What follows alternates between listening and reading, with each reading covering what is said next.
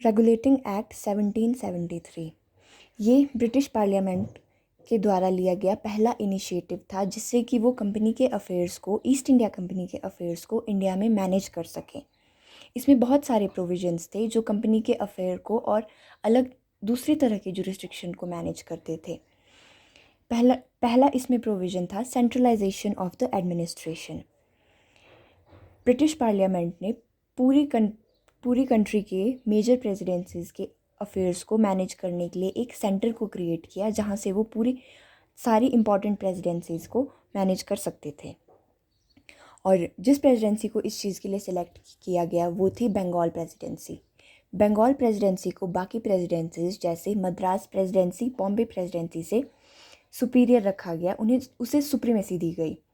जो गवर्नर था बंगाल का, उसे गवर्नर जनरल ऑफ बंगाल बनाया गया और पहला गवर्नर जनरल ऑफ बंगाल था वॉरेन हेस्टिंग्स। जो बाकी की प्रेसिडेंसीज थी जैसे कि presidency of Madras and presidency of Bombay, इन्हें जो है बंगाल प्रेसिडेंसी के सबऑर्डिनेट रखा गया और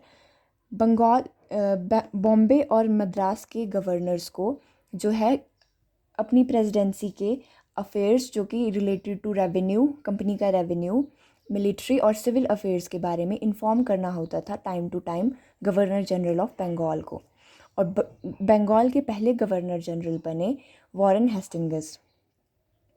इसके अलावा रेगुलेटिंग एक्ट 1773 ने कैलकाटा में सुप्रीम कोर्ट ऑफ जस्टिस का प्रोविज़न भी दिया जिसमें कि एक चीफ जस्टिस और 3 प्यूजीन जजेस थे।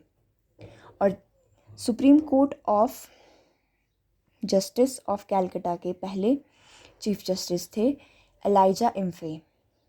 इसके अलावा गवर्नर जनरल को गवर्नर जनरल इन काउंसिल दी गई जो कि उसे असिस्ट करती थी डिसीजन मेकिंग में, और जो गवर्नर जनरल इन काउंसिल का डिसीजन होता था वो बाइंडिंग था गवर्नर जनरल पे।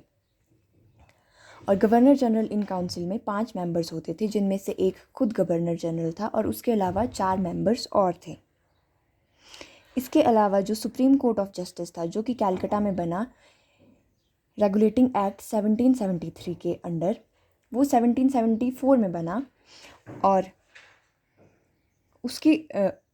उसकी जुरिस्डिक्शन के अंडर यूरोपियन और इंडियन दोनों सब्जेक्ट्स आते थे। और इसके अलावा अगर सुप्रीम कोर्ट की डिसीजन के अगेंस्ट अपील करनी हो तो वो सीधा किंग ऑफ कोर्ट के सामने जाकर करनी पड़ती थी जो कि आपका इंग्लैंड में था। इसके अलावा जो कंपनी के सर्वेंट थे वो भी सुप्रीम कोर्ट की जुरिस्डिक्शन के अंडर आए और कंपनी के सर्वेंट जो है डुअल कंट्रोल के अंडर आए, एक गवर्नर जनरल इन काउंसिल का और दूसरा सुप्रीम कोर्ट का।